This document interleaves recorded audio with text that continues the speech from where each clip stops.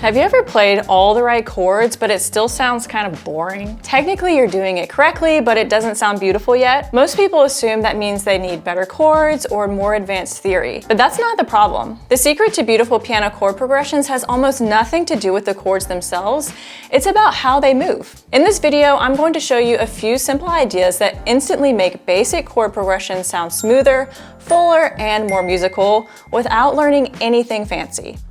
So here's why this trips so many people up. When most people learn piano, they're taught chords as shape. Like here's C chord, here's the F chord. But no one talks about how to move between them. So you end up doing exactly what you were taught. You jump from one chord shape to the next, and even though everything is technically correct, it still sounds stiff. Once you stop thinking of chords as separate shapes and start thinking about how they connect, things start to sound musical really fast, even with very basic progressions. So let me show you what I mean. I'm going to play Lean on Me. It has a very common chord progression using very basic chords. First, I'll play it the way most people do when they're thinking in chord shapes.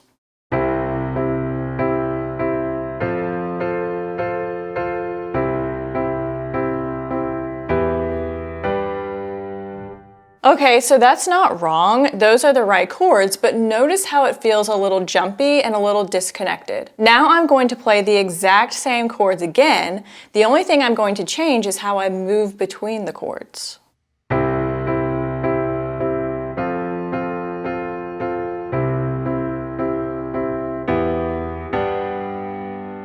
Let's compare one more time with a quick before and after. So we're going to do version 1 and then version 2, and definitely pay attention to my right hand specifically.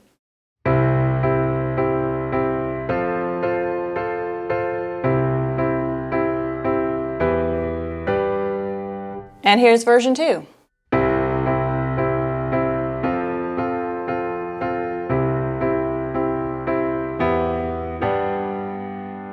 As you can see, it makes a difference because the chord progression sounds a lot more connected. It's more pleasing to the ear. By the way, if you're wondering how to actually practice the piano without guessing, I made a free piano practice planner for you.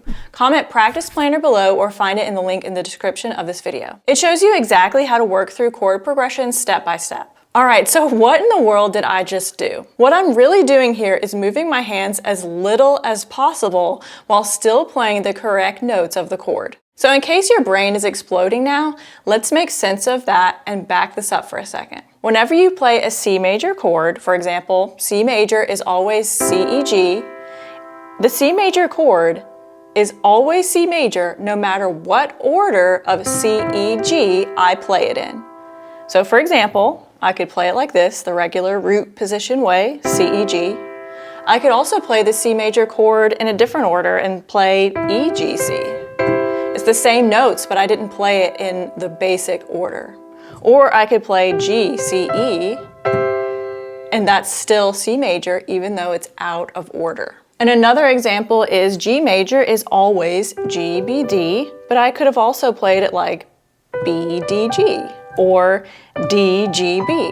It doesn't matter, that is still G major. Now stay with me because I know this kind of blows people's brains out a little bit.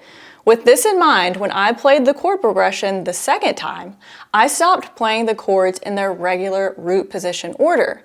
I played the notes out of order. In music, we call this inversions. So how do we know what order to play the notes in, you ask? What I'm really doing here is keeping the notes that two consecutive chords have in common and only moving the notes that actually need to change. This makes it where your hand stays in roughly the same place instead of jumping around the keyboard. So let's slow this down and I'll explain how that worked with each chord that I played. Here's the chord progression for Lean on Me. We've got C major to F major, back to C major, then we have E minor, and then we have G. So we're going to focus on the first two chords. The first two chords are C major and F major. What are the notes of those chords? Let's write it out. C major is always C, E, G. And F major is always F, A, C. So then you'll ask yourself, what are the common notes between those two chords? Let's circle them.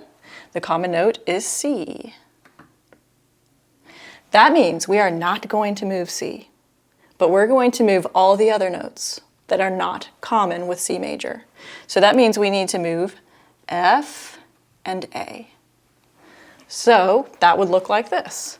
Instead of going C major to F major and jumping like that, we're going to go C major, we're going to keep C, and we're going to play F and A up here. So we're just going to have to move our hand just a little bit to change to F major. That makes it a lot easier, again, than jumping. So C major to F major is just in a different order. Then lucky for us, we get to go back to C major as the next chord. So that's easy. Let's write that out.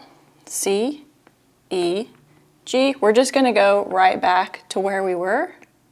This is our common note, and this is what needs to change. Then we're going to go like this, starting from the beginning, C major to F major, back to C major root position. The next chord is E minor. So E minor is always E, G, B. So now we're going to look at the previous C major and the E minor chord and ask, what is the common note? The common note is going to be E and G. So that means we only need to move to B. So we're going to be here for C major. We're going to keep E and G where it is, and where's the nearest B? It's right there. So all we have to do is go from C major to E minor like that. I'm barely moving, instead of going and moving all the way like this. So watch again, C major to E minor. And then our last chord is G major, which is always G, B, D. We're going to look, what's our common notes? Our common note is G and B. So that means we need to move D. All right, so we've got E minor, this is where we were. G major is G and B. Then we need to just move to D. So all I have to do is go from E to D like this.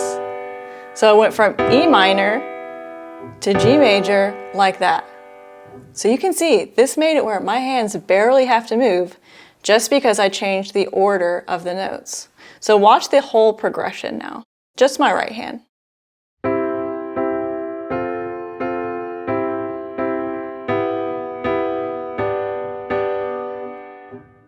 Much easier. So once you start thinking this way, you can apply it to any chord progression you come across. It will make your progression sound more beautiful and fluid. And as an added bonus, your hands will have an easier time since they won't have to bounce around as much. So what matters is this: if a note doesn't need to move, don't move it. Once you start paying attention to how notes move instead of just what chords you're playing, piano gets a lot more musical, even with very simple songs. Before you go, be sure to grab the free piano practice planner. It'll show you how to play chord progressions like these with chord charts from scratch. Comment practice planner below or find it in the link of the description of this video. Up next, I recommend checking out this video. It shows you how to learn your favorite songs quickly using something called lead sheets. So check it out here. And if this video helped you, be sure to like and subscribe, and I'll see you next time.